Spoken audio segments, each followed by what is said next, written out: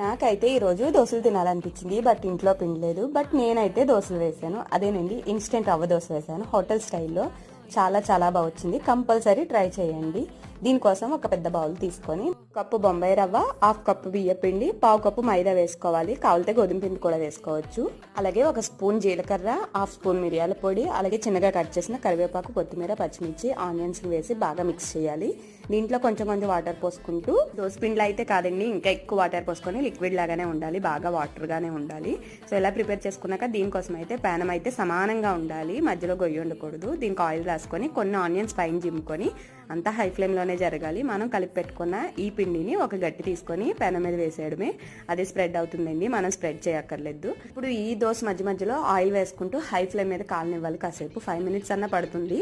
So one side కాలిస్తే సరిపోతుందండి. దోశ అయితే రెడీ అయిపోయింది. ఇన్స్టెంట్ అండ్ చాలా టేస్టీ ఉంటుంది. కంపల్సరీ ట్రై చేసి కామెంట్ చేయండి. Thank you for